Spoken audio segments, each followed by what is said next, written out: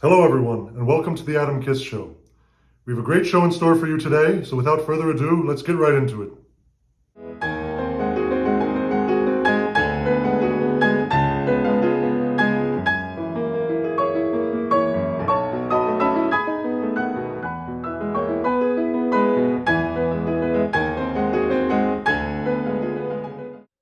Hello, everyone, and welcome to the Adam Kiss Show.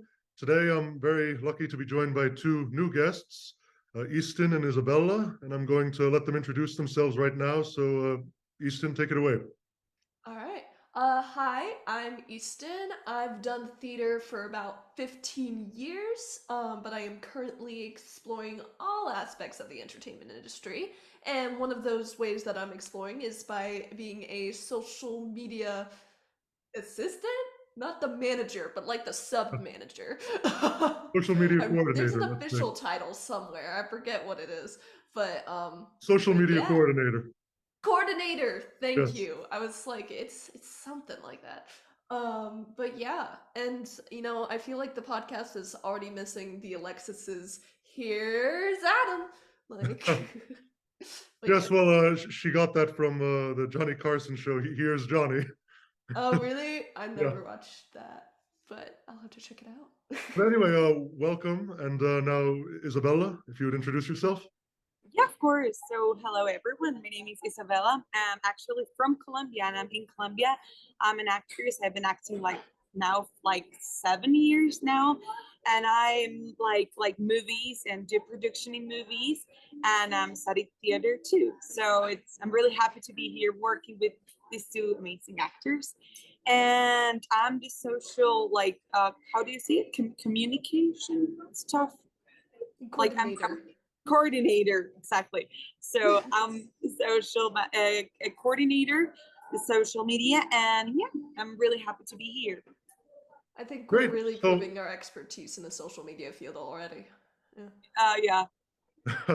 absolutely, and we're glad to have you on board with Adam Kiss Productions. Very Thank you. happy about that. So, what we'd like to do then is, since today I decided that I'd like, for both of you to be on the show. We're giving Alexis a week off, so we would love it, if you could ask, a bunch of your questions, with your unique perspective, and so we'd love to get right to it. So, why don't we start with you, Easton? Yeah. I guess my first question is with my last words coming out soon. I'm so curious about the process of being an independent filmmaker and getting a movie from, oh, I'm just going to film this movie actually onto like the big screen since it's streaming services. I'm curious about that whole process because I've heard a little bit about it, but I don't can it, like explain what that's like to me, I guess is the question. Absolutely. Well, I mean, it all starts with an idea. It all Uh-huh. starts with just actually doing it, implementing that idea.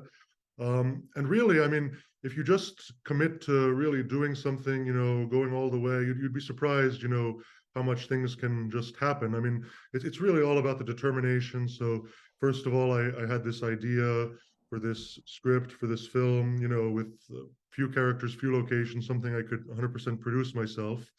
And really, that's where it started. So then it's all about, I immediately started, casting, I immediately started assembling a crew. There's really no right or wrong way to do it, I don't think. You just have to kind of start one way or the other. I kind of just went both at the same time. I went full, trying to get myself overwhelmed. And you can get overwhelmed easily. I mean, sure. I mean, making a movie, I always say it's like a war. There's always a problem. There's always someone coming up and saying, okay, this is a problem, this is a problem, this is a problem. Whether it's before you started and especially after you actually started filming, there's always something, going on. Whether it's this suddenly it's raining and you can't do the outdoor scenes, you have to go indoor, which thankfully we were knock on wood, but we were extremely lucky with the weather this time. I think it only rained one single day, and that day we were anyway planning on doing indoor scenes. So uh, and thankfully on that day, we had a bunch of great equipment. We had a bunch of great lights, so we literally shot some lights from the outdoor windows inside, pretending it was a sunny day. Um, So there's all kinds of tricks like that, that nobody knows about, and nobody knows all the things that goes into making a movie unless you're actually in the business. But anyway, so it's a lot of planning. You know, I believe definitely in having a plan and then throwing it all out the window. The whole point is at least you have a plan to throw out. That's the way I like to think of it, because you plan the shot list and stuff with everyone, and you plan that for hours and hours before, and then you actually get to the location on the day and you say, oh, well, why don't we do this instead? Or sometimes you stick to it exactly. It all depends. I mean, you never know when things change, plans change. I remember that the funniest story we had was that we were shooting around the Queensboro Bridge in Manhattan, and it was earlier that day in New York. We had a surprisingly great day. Everything was going perfectly to plan. It was almost going too well. So we go to this new location, and as it turns out, we didn't realize that literally the president, Joe Biden, was in town, so they were closing off all the streets. So it was extremely slow and hard to get over to the new location. We managed to do it. We managed to do it, just bringing just barely the equipment we needed, thankfully, because a lot of people had to stay by the cars to watch them because the cars couldn't make it over. But it's things like that. And then, as it turns out, that scene ended up being great and very, artistically shot, maybe in a way that it wouldn't have been otherwise. So it's things like that. And then, going to your question, I mean, in terms of after the film is done, that's what I feel where the real work starts, because you can make the greatest movie in the world, but if nobody ends up seeing it or you don't get the word out about it, then well, it's like if a tree falls in the forest, and no one's around to see it, did it even make a noise? Yeah. So yeah. Now, and as you know, you're both on the team now. That it's all about promoting it, getting the word out, social media, marketing, and everything. And then yeah, it's about getting it to the film festivals. So we're going to apply to all the major film festivals, and after which we're going to aim to get it on all the streaming services. And yeah, I mean that's really the whole process. I mean, there's no right or wrong way to do it. You just have to do it. Yeah. I love what you said about how it like never rained, because I've been like digging through the BTS videos, and those outdoor shots are just beautiful. Like I'm obsessed with them. Like the sun is shining just Yeah. constantly. It's also been rainy here the past couple of days, so maybe that's why I'm a little obsessed with them. It's funny you mentioned that, because a lot of times we aim to film a lot of those great outdoor scenes around like golden hour, when Mhm. around like sunset, for people Yeah.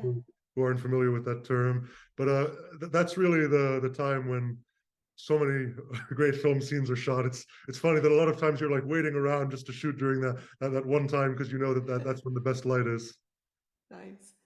And all of a sudden it's go time. The Yeah. sun's setting. Go, go, go.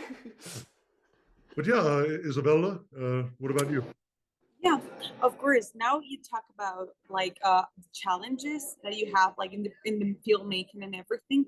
But I admire a lot that you are directing and acting your own film. That for me it's like incredible. So doing that, what was the most biggest challenge like acting and directing your own film? Because I think that's really a challenge.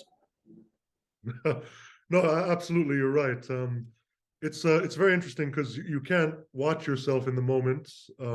So you're relying on your cinematographer, your first AD, to kind of be your eyes and ears. Um, but you can these days and everything, you can watch it with playback. You can ask to play it back. I took advantage of that sometimes, and sometimes I just kind of could already sense when something was working or not. And obviously, before we would start the scene, I would set up the shot and everything. Talk with the cinematographer, the AD, the gaffer, the crew, etc. Get everything set up nicely, and then when you're acting and directing, you kind of have to let go, and kind of stop being a director for a bit and just end up being an actor. And you have to kind of be in the moment. So like as I'm acting the scene, I can't be thinking about like the directing stuff really. Otherwise, it would be a mess, and you wouldn't really be in the performance. So really, yeah, what it's about is just planning a lot beforehand, talking with everyone, making sure that everyone beforehand understands your vision, and then kind of letting go. I mean, there's a lot of actors who have also directed movies they're in. Some have only done it a couple times and never done it again, and I'm sure that's for a reason. Um, I know, yeah, like Warren Beatty's directed a lot of movies he's in. Sylvester Stallone a couple of times. There's been a couple of people. And it's also interesting when you have the added dynamic of having written it all as well. So it's yeah, um, it's kind of the same thing. Like you can't be a writer at that point either. You just have to like memorize your stuff and say, okay, I'm not going to add to this anymore. Um, I definitely feel like I'm not one of those who keeps changing the script, as things go.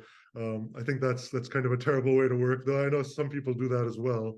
But I kind of like to at least, obviously, if there's something that comes to mind later, we talk it over with the other actors. But basically, I like to stick to the scripts. Hmm. And yeah, so in terms of being an actor and director, it's challenging, but I think it's definitely worth it. Hmm. I am curious, like, as being the writer, the actor, and the director, how important for you is it to get like the script word perfect? Like, is the writer's side in you like it has to be word perfect, and then the actor's side is like, that's fine. No, that's funny. Yeah. Um, well, I guess I am sort of a perfectionist, but at the same time, I know that nothing's perfect. And I mean, if something is perfect, it's the most boring thing in the world, I think. So Fair. it really is. Totally. Yeah. I mean, perfection is not something that we should be chasing. I mean, especially with this project. So my aim was always to, I wrote the script very quickly. I immediately started, assembling the crew and cast, like immediately, like a week or two after I finished the script, the first draft. Wow. So it was just really the whole idea with this one was for speed, actually. Just, get something done fast, get something done. I mean, I think the amount of filming days we filmed for 15 days, which is, actually a lot for a lower budget film, but it's not a lot compared to like, a typical movie might be 30 days, 40 days, 50 days. Some of the huge movies might be 100 days if it's like a superhero movie or something, or 150 days. But yeah, 15 days is fast without being crazy rushed. It gives us definitely enough time. We were aiming for about 10-page days in terms of 10 pages of script a day. Sometimes we did more, most of the times we did less. But the point was, although we were going for fast, we were never going for, bad quality. The first aim was always quality. So we never moved on until we felt we really had it, until we really had a good thing. Everything, the performance was good, the focus and everything was good. Which is another interesting thing because we used these vintage Zeiss lenses for filming, from the 70s. And the interesting to give that old look. And the interesting thing with those is it's much harder to focus with them. So, the focus puller, the first AC had to really be on top of it. And it's with those older lenses, they're more naturally soft, and the focus is more. What I like them better because you can focus more on what you want to focus on. It's more cinematic, but they're just harder to work. So sometimes it takes more takes. A lot of times we had to do more takes just for focus to get that exactly right. Um, but yeah, going back to your question about writing and stuff. I I did keep so I had the first draft very quickly, and then I did keep refining it. Again, probably from that first draft, only 60% remained the same. Probably about 40% ended up changing, but I ended up changing it gradually over the next few months, and then once we were ready to film, I felt pretty confident with everything. So I kind of again I wrote the first draft fast, but then I had a bunch of time as I was casting and finalizing everything to finalize the script. Oh, that's amazing. I think the lenses thing about the 70s is, well, really cool. And about the script, I have a question. Like, you, like, the script was inspire you from your life, or you only imagine different things about, things that you see, or it's something that it's personal, if you want to talk about it, of course. No, of course. Um, I wouldn't say that it's necessarily autobiographical. Obviously, there's parts of it that are, or parts of me in it. I think that basically, every script should be a little bit personal. I mean, I think even Tarantino said that you should almost be ashamed of every script because it's so personal, and I think that's true. I think it's really not worth it, or it's not any good if you don't have some of your life in there. and it can be totally different. I mean, even if I would write a script that's set in space, 200 years in the future, it's totally different from my life, but it could still have some elements of my life in there, or some personal experiences, or really, I mean, most scripts and stories in general are just great when they're metaphors. It's not exactly about you, but it can be maybe a metaphor for something. And really, those are the most powerful scripts. Uh, I wrote the main character for myself, so obviously there's a lot of me in there without it being exactly like me, because that would also be no fun. I mean, who wants to play yourself? I never want to play myself. I mean, I want to play somebody else. The um, most I, fun I I parts play are the parts myself that are every day. completely opposite. Like, I love playing like the evil parts because it's like, oh yeah, I can be evil, and I'm not allowed to do that in real life. Yeah, Like, Totally, totally. It's the most that, fun. that's why so many people love to play villains or something, because yeah, it's yeah, because it's just fun to do something different. satisfying to be mean without being mean. Yeah, exactly, and you don't have to pay the consequences. You can be a villain, and then you can get it out of your system, right? Therapeutic in a way. Maybe we should be concerned for actors. Yes, exactly. Who needs therapy?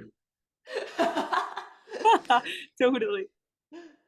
So I'm also curious. You said you started casting and everything right away. Um, did the strikes affect filming at all, or is it affecting the process of getting the film out right now? No. So again, I started the script actually Christmas Day 2022, um, and finished it again within a few days, the first draft. And then I started casting, January. So Mhm. right after the holidays, I started assembling the crew. And then we ended up filming in two sections actually. So we started in May, the end of May, and then we did a couple more days in the beginning of July, because we needed some extra days, and I wanted to get everyone back together again. But basically, so it didn't affect it because we were finished in the first place before all of that. Yeah. I think we finished on July 3rd, I believe, of 2023. So we finished before. And aside from that, we're obviously not part of the AMPTP. This is a small independent production, and it was non-union for the actors as well. So we're kind of totally independent, totally off the system. So even had it been during that time, we were totally separate from all of that. Mhm. That's nice. Yeah. Oh, thank God, because, you know, a little difficult. Yeah. And the casting process that you were talking about, it was easy, like to find the people that you had in your head, or it was kind of difficult? No, it was very hard. Um, my casting process was probably very different than most these days. What I did was, I know that as both of you know, a lot of times today it's self tapes. So you're sending out a self tape. I've done a million of them myself. It's very impersonal, I would say, these days. So what I did was, instead of sending out self tape requests on the casting sites, I just sent out like a request for kind of like what we're doing now, like a live, basically maybe a live self tape, a live interview, I should say. I felt that would be better because what I like to do, which is actually more important to me than people reading the script, is just talk to people, get a sense of who they are, and I think that's really more important than anyone can learn lines, anyone can do that. It's really seeing who they are as a person. um, I know a lot of directors at the top levels, let's say, of the industry are more like that. Whereas obviously there's a lot of people who give self tapes as well and auditions like that, but a lot of people just like to talk. I know David Lynch is one. He just likes to kind of talk to people, and I thought that was really interesting. And then I would give them, an excerpt from the script. We would read it over, and then the benefit of that is that I would be reading over the lines with them, so I would see that dynamic immediately, Yeah. instead of having to do that for like instead of having to call people back, for example, to do something like that. I thought that was interesting, so I kind of did that for a bunch of people, and I go into casting with a pretty open mind. I mean, I obviously had an idea of what I was thinking of for each character, but then I was thinking, just leave it totally open. So I had totally different kinds of people for each kind of part. I just left it open because you never know. I mean, if you limit yourself by saying, oh, I only want to go for this exact type of person, then it's a big limitation. I feel like you should open it up, and you might even be surprised or cast people you didn't think you would for a part just because it worked. So yeah, the thing was, I ended up talking to so many people, um, so many people online like this on through the Your casting social site. meter was burnt out by the end of it. I'm guessing. My what? Your social meter, your, I Oh don't, yes, yes. yes. Yeah. I mean, yeah, I had a couple of days where I was like talking all day to people. Thankfully, I kind of put it in within a couple of days at first, and then I did call people back because I felt that was, important, especially in a movie like this where everybody had such a big part because there were few parts. Mhm. So again, there was only um, including my part, there was only four roles in the movie. Aside that, there are a couple of voiceover roles, on the phone and stuff. But in terms of on camera, there's only four roles, so everyone had a big part no matter what. And yeah, I mean, it's especially in a movie like this, kind of a drama. It's all about the relationships between the characters and everything. Um, and obviously, I like to make sure, as we talked about before we started today, I like to work with nice people, people who get along with everyone. I feel that's important. Um, but what's most important, obviously, is people who are right for the part, who just have. And again, I don't know what right for the part means. Yeah. A lot of times, I like to think, it just comes to you, when someone's right for the part. Yeah. And I think that that was the case. It was. I talked to so many people, so it was definitely a long process. But yeah, Mm. So you said you started in January. Like, how long did it take you to finalize the cast? it took a while. I mean, I think before it was finalized, it was definitely a month or two after that. I took my time, deciding. It's not like, again, it's not like most self tapes today where you send it in and you probably get a response in 3 or 4 days, and then maybe you do a callback, maybe you don't. If Maybe ever. you get another, yeah, exactly, and then maybe you get another response in 3 or 4 days. That's how a lot of those bigger productions work. But since this was a smaller production and everything, I took my time, talked to a lot of people, did a couple of rounds, and yeah. So it was that process may have been longer than expected. And Adam, like, for the people that wants to do this kind of stuff, like creating their own films or acting or directing, like, what advice do you give to them? Because it's a lot of big process, and you have to do it really good. So, what advice will you give them? And us, of course. I had the same question Yeah. actually. Great. Well, I'll answer both of you. So you're asking like what advice to like filmmakers, actors, etc., kind of doing the same thing? Yeah. Yeah, kind of that. Maybe if it's more filmmakers because you're doing like a big movie, but yeah, for creating people, Yeah, creative. absolutely. Of course, yeah, it's all in the same boat anyway. No, I mean the only advice I would give is to actually do it, because I mean you can plan everything perfectly, but you know that the plan is going to be thrown out the window anyway, with life circumstances. So definitely plan. I would say don't plan too much. Just end up going and doing something. Because it's better to do something instead of nothing. I mean, it's so easy to criticize someone else for what they did, but I mean, as Teddy Roosevelt, who's one of my favorite U.S. presidents, he just said, I forget exactly the words, but like it's all about actually. Yeah, his famous speech was like the man in the arena. So like actually the one who's actually doing it, as opposed to all the people who are criticizing him, is the one who's really worth it. So whoever is actually doing something, it's always better than just criticizing other people doing something. Mm. And so, what advice would I give otherwise? I mean, uh, it starts with a script, I guess. I mean, some people, some filmmakers have even done it really without a script. Um, like for example, the movie Breathless, from 1960, by with Jean-Paul Belmondo.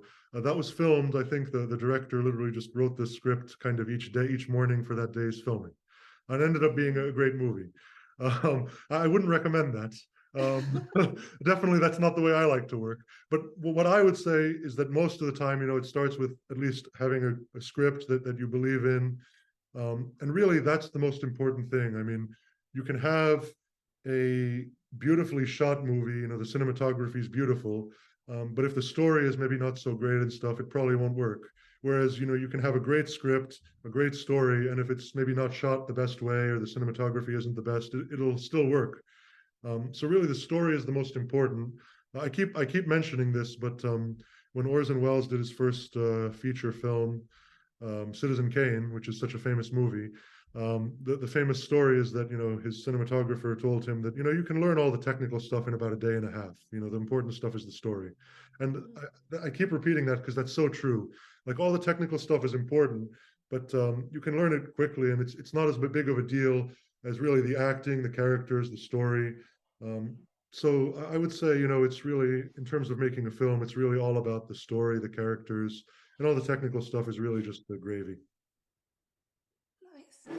I Thank you. think Thank you for I that. think I heard the same thing about the Die Hard movie. That one was like written day by day as they were going, and that like caused some inconsistencies in the end. They were like, "Ah, shoot, that shot is wrong," but they Yeah, were I like, mean that's "Put it happened a out lot of anyways." times over the years. I know even in the old Cleopatra movie with Elizabeth Taylor and Richard Burton, that was also, I think, written the night before each day's each day's filming, and it's That's so interesting. I mean, stressful. again, once in a while, I mean, most of the time we stuck to the script. I mean, once in a while, I would look at it on the day and say, hey, why don't you say this instead of that or something? I mean, that would be an occasional thing. Or there was one time when it was mostly me doing monologues and stuff, and it was mostly me talking. And in that case, I kind of did one or two takes regular, and then I decided, okay, I'm going to do one or takes and kind of ad lib some stuff in there, um, since we had it. So I mean, especially if it's mostly your lines or something, that then you can kind of do that. And also, Yeah. I would not offend the writer because I'm the writer, so um, very hard to offend me. It's very hard. I mean, yeah, that makes sense. Um, I have one question that is completely off topic, but I am so curious about. Um, so your precursor question. You basically were you self-taught in Shakespeare? Yes and no. Yes and no. I obviously went to acting schools as well. Yeah. I did a bunch there. I actually did a master class in Stratford upon Avon as well. Oh Um, yeah, yeah, yeah. I did some of Ha- that. yeah. But I mean, generally, I like the idea of being self-taught. I think it's a good thing, really. Yeah. So I have been a lot self-taught in that. Yeah, I would say Uh, so. so have you ever heard of scansion with Shakespeare? No.